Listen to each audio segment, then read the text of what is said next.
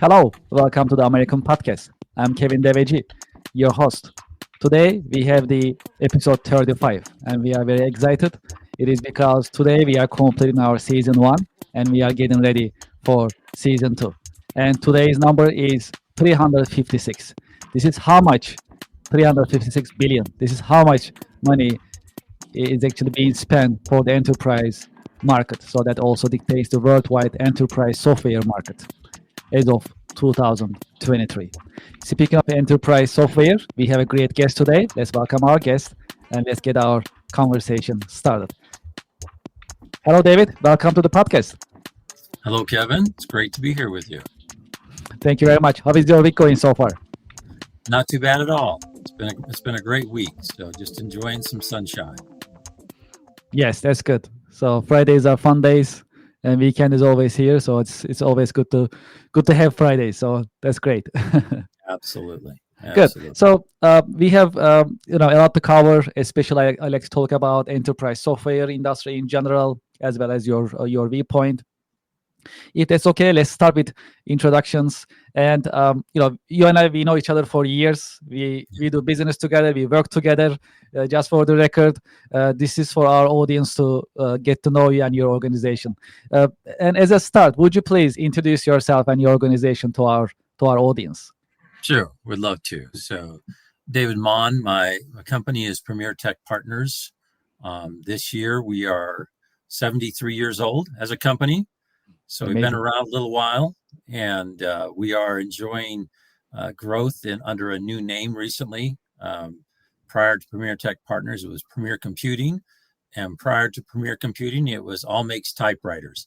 So that was the name of the company in 1952. So we've had to reinvent ourselves a few times, but over the last 40 years, we have been heavily focused in ERP solutions, and so the company is growing and doing well, and our customers are adopting technology that is helping them to scale and grow, and we're seeing a lot of growth throughout all of our customers worldwide.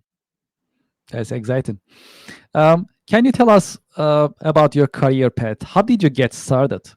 Oh boy, that's a long elongated question. You'll get the summary. Sure. I'll keep it really short. I've been an entrepreneur my whole life. So at age 21, I bought a restaurant, and at age 23, I quickly sold that restaurant when the main contributor to our economic, the whole economic system kind of fell apart where I lived, and I did New York Life for a while. And then I started a career with the Air Force. I was an air traffic controller in the Air Force and did that for 6 years, kind of to Thank you for your service. Eat, right, pay for my schooling, etc. And then while I was active duty, I started a fiber optics company. So did that for quite a while, from 1993 to 2004. And then after that, I was part of a company called it was actually in Linden, Utah, and it was a technology company that did IT services, and they were acquired by Symantec, and so it was quite an experience, right, to take a company from around 250 million in revenue to over 850 million in revenue. And then we also, after that, I did a company called IntegraCore, so that was another startup. And that we started that in 2007, right at a perfect timing here in America, right? For the recession began right after we launched the company. Yes. And we decided not to participate in the recession. So we actually built that company from $1 million to 103 million during the recession. And then I exited in 2012 and started another venture doing consulting, and then acquired Premier Computing, part of Premier Computing, back in 2016, and then sold the entire company in 2018, and then I reacquired the entire business again in 2024. So it's kind of been a good merry-go-round, and what comes around goes around, right? So we've seen great growth in the industry, and the company's done very well, and we basically acquired 8 companies as part of that acquisition and brought them all under one roof. And they all support our mission, which is to provide companies with software that they can scale with for 25, 30, 40 years versus having to change out every 3 to 5 years. Yeah, that's an amazing story. Can you tell us about your current job? What are the exciting parts and challenging parts of your current work? Because you work with many different organizations, you help them digitally transform themselves, which is an important mission. So I'd love to, get your viewpoint, if that's okay. Yeah, so many companies that have had, been in business for a long time, they have what we call legacy systems. And our job is to go in and help them understand the roadmap to transforming into a technology company, having technology that will allow them to scale their business beyond what their current software technology allows them to do. So we actually go in and do a complete roadmap. So we'll meet with them. We'll spend several weeks with them. We'll go through and learn about their business. We'll learn about what their processes are, and we'll create a roadmap for them.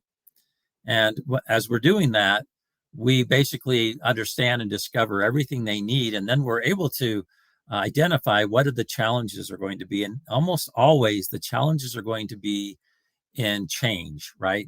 They have a hard time with change when you've been doing something so long in a certain way. It's very hard to change to a new technology. You have a lot of resistance. And, there are people who are like, well, if you're going to do that, then I'm leaving, right? And I just want to keep doing my job the same way I've been doing it for the last 30 years, right? So we run into a lot of That's all they ask. hardest part, right? Yes. It's the hardest part is getting people to accept change, and to actually be a catalyst for change, which is really the thing that stymies the growth in most companies, is they're not willing to make the changes that need to be made in order to break through the glass ceiling, to be able to break through the $10 million mark and get to 50 million, right? They're stuck where they're at because they don't have a system that can really handle what they need. Yes. So you just mentioned about enterprise software systems and ERPs. Let's talk about a little bit, if that's okay. So how is the ERP software market nowadays in general? And a follow-up question, let's say part 2 is, what type of steps should companies take to make the right decision when they are choosing their ERP system? Yeah, so right now the market is very strong because there's a lot of companies that are experiencing some great growth in the economy right now, at least here in the United States, and especially where I'm located in Utah. The economy is booming, and construction is happening everywhere. There's more construction companies popping up all the time, and they all need software to manage their business. So we're doing well in the construction industry with our software. But really the tips are, hey, when you're looking to adopt an enterprise, resource planning system, an ERP system. Yeah, thank you for explaining. I was going to ask you for some of our audience. Thank you for the explanation. Yeah, because most people don't know. I get the question too sometimes. What is ERP, right? Yeah, and basically what it means is that one single system or one single platform can manage all aspects of your business. So whether it's manufacturing, distribution, construction, e-commerce, if it's professional services, there's just a wide variety that can all be managed inside one single platform, including payroll and all the HR elements, and banking and credit card processing. All that stuff that businesses do on a daily basis can all be done in one system. And then we partner with great companies that have solutions that are outside the ERP, that are very niche, reporting or managing assets and things like that we bring in as partners to help us provide a full solution. But it has to be integrated, right? So there needs to be open APIs in the systems we bring in. We want it to talk to the system that we sell and implement and support. So we are very picky about who we partner with, and we try to make sure that we select customers and companies that are going to really fit well with us. Yes. So I also know that you are working very close with Acumatica ERP. That's that the one Yeah. that you are offering.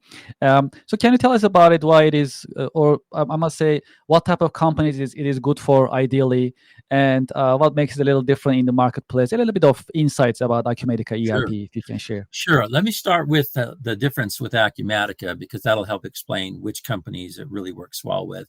It's Okay. built on a .NET development platform. So it's built on technology that doesn't get old. So the platform can be upgraded anytime there's a new .NET version that comes out.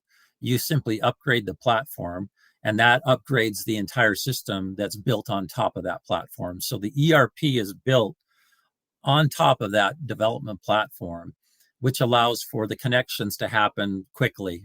All API connections can be done very quickly. You can use webhooks and you can push and pull data in and out of the system without any problems whatsoever. And what that does is that allows us to really be able to also add new customizations into the system.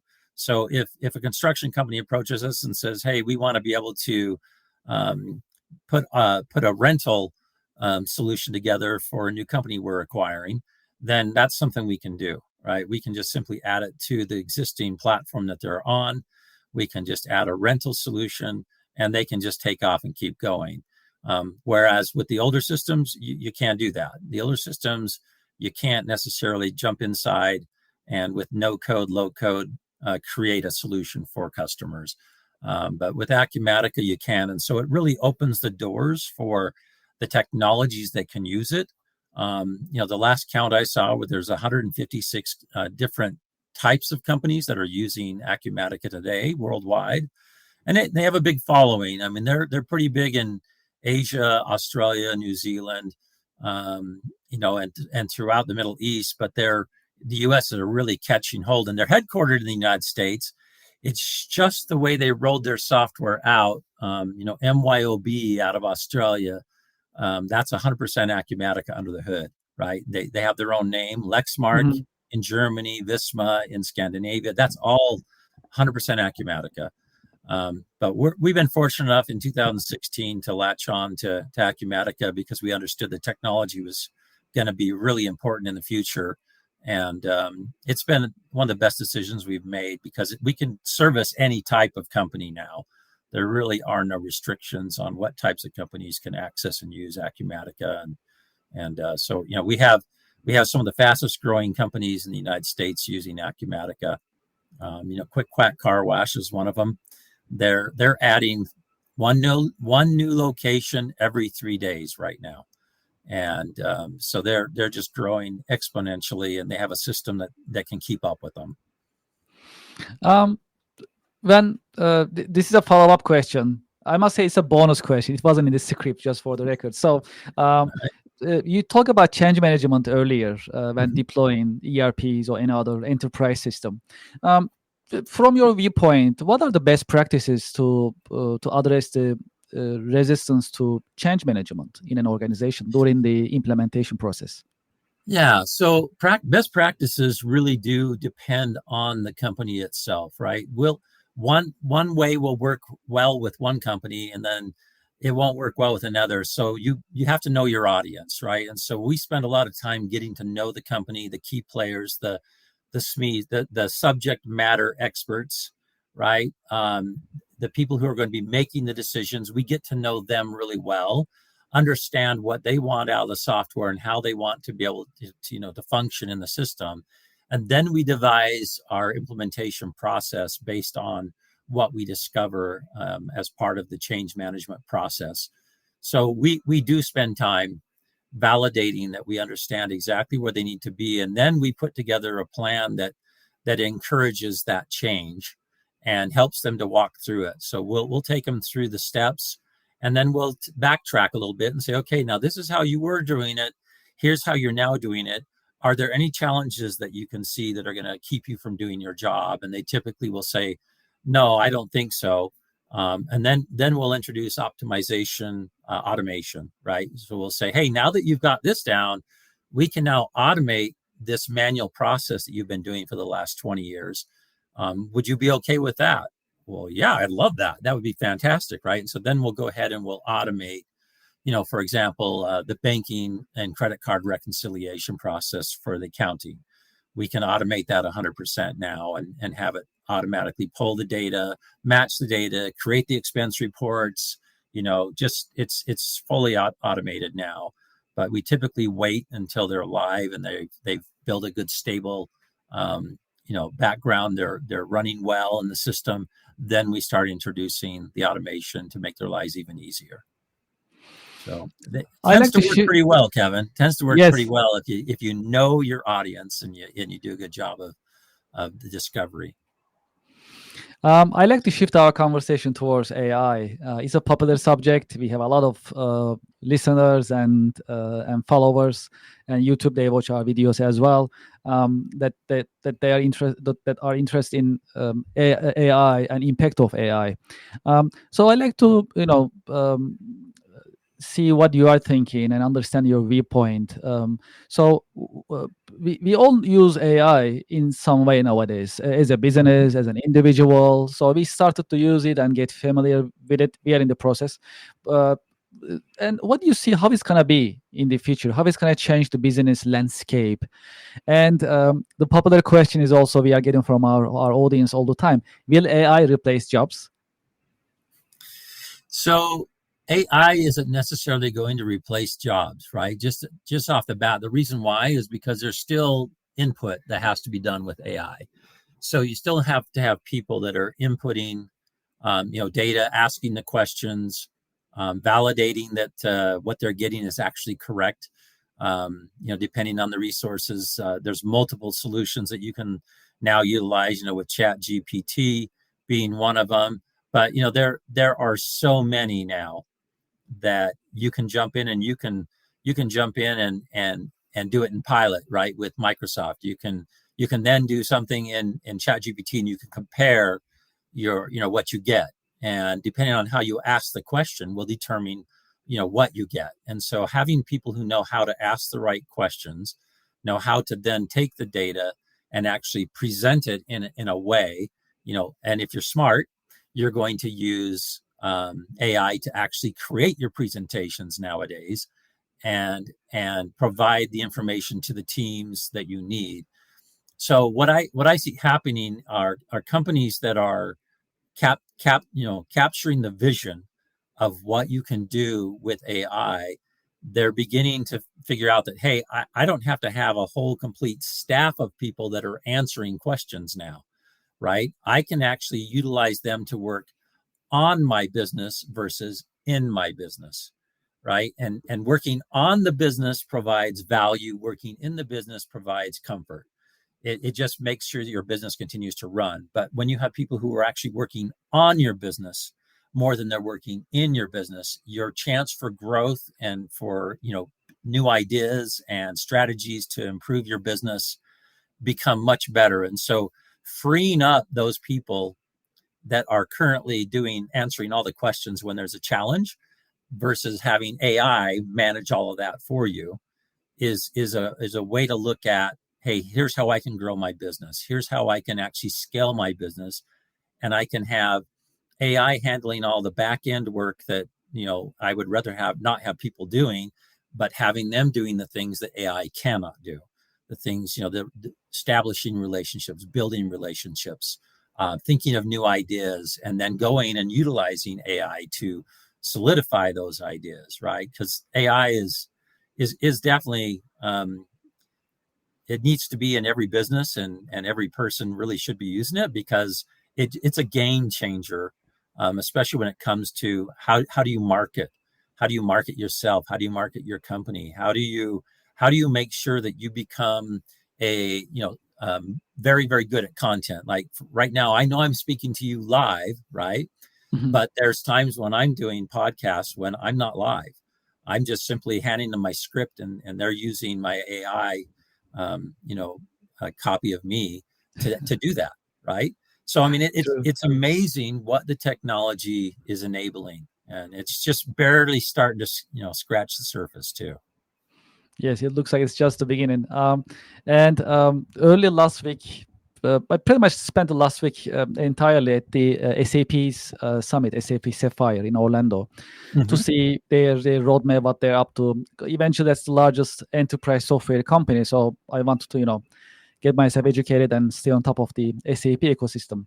And during those seminars and the presentations, AI also was the number one subject. They Yeah. came up with their AI technology. All these agents are coming in, and they gave this similar message that you just mentioned. So they basically positioned as an assistant to make things easier. So this is not by no means ready for replacing anyone yet, not yet. In the That's future, we shall see, but at least at the moment, just like you mentioned, it's pretty much early stages. Oh yeah. Well, and what we're finding is a lot of our customers that are capturing the vision of what they can do with AI, Mm, right? They're starting to yes. realize, oh, this isn't about replacing employees. This is about allowing them to do work faster, more Mhm. efficiently, and to also have multiple methodologies that they can use, right? They don't have Mhm. just one place where they're going. They can run 3 or 4 different AI solutions on the same question at the same time, and then they can take a compilation of that information and put it into a PowerPoint and say, here's our 4 options, right?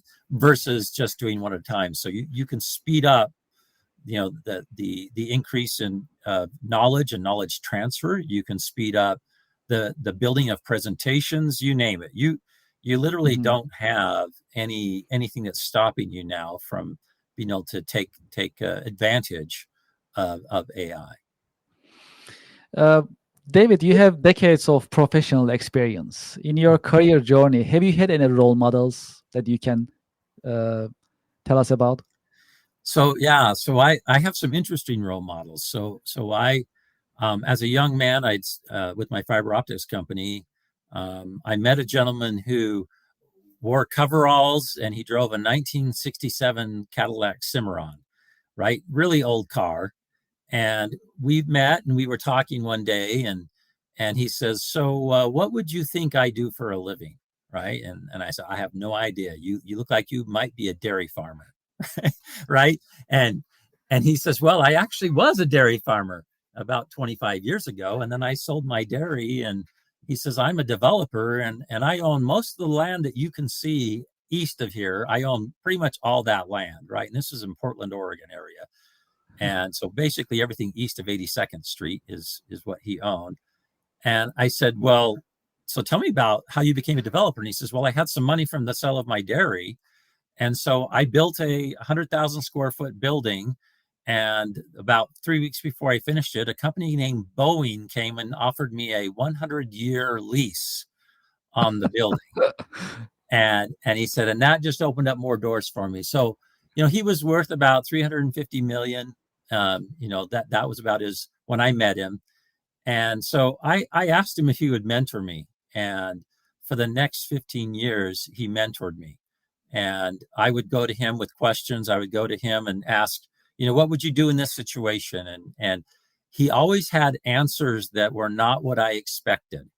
And so I was getting a different, point of view every time from what I thought I would hear from him.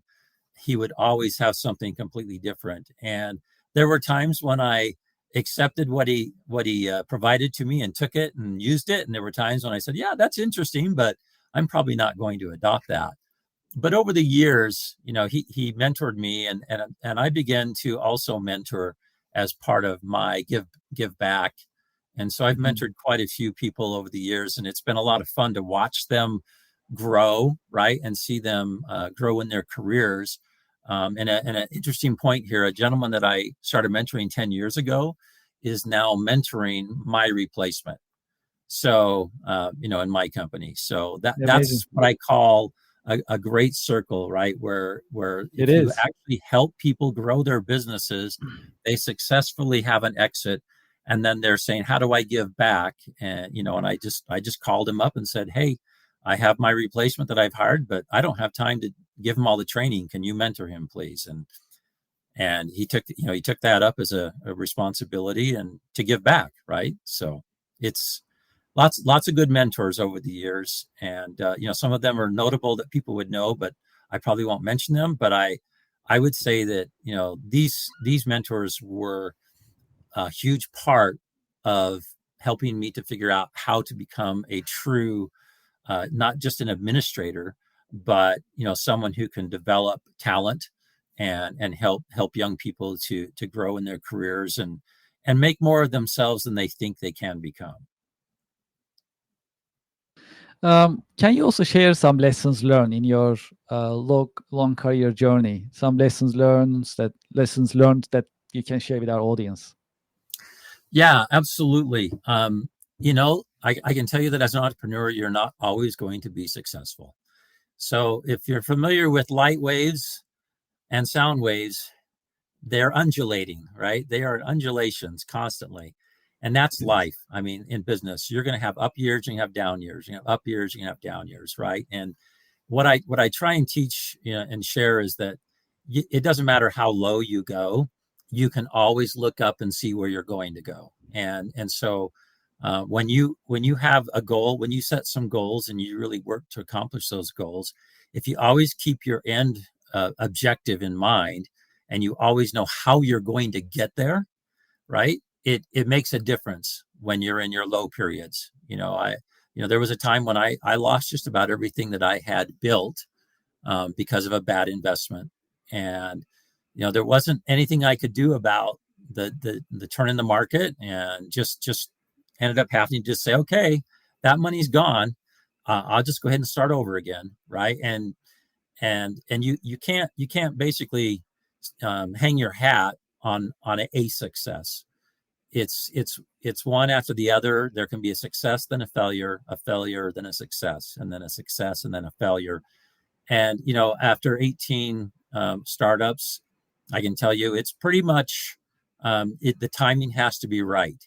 And so when you're going through the process of getting ready to start up a company, you need to really understand your market. You need to understand how you're going to get from A to Z, not just A to B, right? You've got to understand all of the chess moves that have to happen between A and Z. And so some of the things I've learned is to plan well, and make sure you have a solid business plan. Make sure you understand where you're going to go and how you're going to get there, what markets you're gonna serve, which customers you're gonna go after. Whatever you're doing, you really need to know how you're going to do it, and then put into effect the plan. And then as Jim Collins said, you hire the right people, you get them on your bus, and then you get them in the right seats, and you can become a great company once you've done that. So it's all about teaching, sharing, and growing those you bring on board to become better and to learn more. So I think those are my main ones, Kevin. Hopefully that was helpful. Yes, appreciate it. Yeah, these are great. Um, uh, what are your biggest passions and interests outside of work? So my wife would tell you it's more work, but I do have a nutrition company that's a compassion of mine that I've had for 27 years now, and we help type 1s and type 2 diabetics, right, lead normal lives and not have to live on insulin. And so we've been doing that a long time. That's a passion of mine, is actually helping people to lead more healthy lives. But I'm a cyclist. I do long distance racing. So this year I signed up for my 10th. It's called Lotoja. It's from Logan, Utah to Jackson Hole, Wyoming. It goes through 3 Wow, states and climbs over 3 mountain ranges. And you have to complete the 206 miles between sunrise and sunset. And amazing. so it's a grueling, lot of climbing, close to 9,000 feet of climbing. And so it's definitely a challenge, but I've done it. Last year I did not get to do it because my son had brain surgery the day before the race, so I Ah, had to forego that one. But I signed up again this year to do my 10th one. So I'll be, I've basically done 10 out of the last 11 years. I've done that amazing. race, and I do there's a lot of mountains right by my house. And so last night I went and climbed up to 8,600 feet, up a mountain and on a road bike, and then came flying back down and put in some 39 miles just in a couple of hours, right? So I do that, and I play basketball still. Played basketball this morning, and so I have those passions. And then my family, my grandkids. I have 9 grandkids, Oh, and that's great. we just came back from a trip to Montana. So we went and spent a week in Montana. They got to meet their great grandmother. Some of them had never met my mom, who's still alive and in her late 80s, and so they got to go meet her. So my passion is family and other work and just cycling, golf, and all the fun things. And I do go to Alaska every year fishing as well. That's another passion as well. So Yeah, that's exciting. That's exciting. Thank you for sharing all these, and it's definitely good to know you better. Well, so I know you like to help next generation. You always share your insights. You are very generous about it, which I always truly appreciate it. yeah. And that is actually why we started our podcast from day one. That's why we call it the American Business Podcast for the next generation. Of course, we share educational content for today's generation as well, but we were always keeping the next generation in mind. Having said that, what type of career advice would you give to those who likes to or who are thinking about getting into enterprise software or technology fields? So it's interesting that we have so many options today for these young kids that are coming out of college. They have a lot of options, and a lot of them are looking to become famous, right? And they're going to find that less than 1% actually become famous. And so my advice is, don't look to become famous, but look to become someone who contributes to society, right? Someone that will contribute back to society, that will help others along the way. I have a 501c3 charitable foundation that I created that we're using to help locally. And then we just recently started helping in Nigeria and in Ghana. So we're providing, helping to build, put wells into communities there that don't have water within 20 miles of their village, right? So things like that really do make a difference. Looking to make a difference in life and looking for a cause that you can get behind and that you can say, hey, I want to make more money so I can help this cause. What you'll find, this is I believe a law of the universe, is that the more you give, the more you get. I think that divine being, that some call Allah, some call God. I think he actually wants his children to help each other, right, and be kind, and so I see that as being a blessing when you get a chance to give, to help other people, and then you teach others how to give. And we have a saying amongst our 501c3 group, and that is, the more you give, the more you get, and you do not get to keep, you get to give. That's amazing. Thank you very much for these insights. It's hard to believe we already passed 30 minutes. Hopefully, we can have part 2 in the future and we can continue our conversation. I appreciate it. Yes, pleasure is all mine. And for those listeners and audience that we have who likes to continue this conversation and who likes to be in touch with you, what is the best way to get in touch with you and your organization? So you can find us, of course, on the web. Everybody has a website nowadays, right? Ours is scalewithpremier.com. And then I'm also reachable through other, like LinkedIn. So I have a LinkedIn profile that you can just put my name in and you'll be able to find me. And you'll also, Premier Tech Partners has its own LinkedIn. So we're on all the social media, Instagram, everything. So wherever and I'm one of those people that I will respond if somebody reaches out with a question. I also have my AI persona that will respond as well. That's great. Very exciting. I like it. Well, David, thank you so much for being with us in your busy schedule. It's always a pleasure having the conversation with you in person, also in this podcast. So I truly appreciate your time. Hopefully, we can also get together soon. I missed you last time in New York, so hopefully next time we can get together. Next time we'll get together. Kevin, it's been a pleasure, and thanks for what you do. Appreciate Thank you very much. Have a great weekend. Thank you. You too. Take care. Well, to our audience and to our listeners, we had another great conversation. And we talk about enterprise software industry in general, as well as the ERP industry, ERP software industry in general. And one of the important things that we talk about today, actually, the change management in organizations, which is really challenging, not easy most of the time, especially when you are deploying an enterprise level system, an ERP system or another enterprise software system. You get resistance sometimes from the organization, from within. So how to address it and what to do. We also learn about some insights today from David. So that was really good. Thank you so much for your support. We just passed 30,000 YouTube subscribers on YouTube. So thank you. And if you haven't done so, please go to YouTube, go to our channel, American Business Podcast, ABP, and please subscribe, like, put your comments on the channel, and please support us. Every week we share educational content, and we continue doing so. We have a great pipeline of subject matter experts, and in each ABP episode, the American Business Podcast episode, you'll learn at least one or two things that you never heard before. This is the feedback that I've been getting from our audience. I'm pretty confident you'll learn something. I'm really confident. That's our goal. So we'll keep it educational. We'll keep it informative. If you like to share your feedback, if you like to share some ideas with us, also if you like to be a guest speaker, if you know someone who likes to be a guest speaker in our podcast, please send us an email.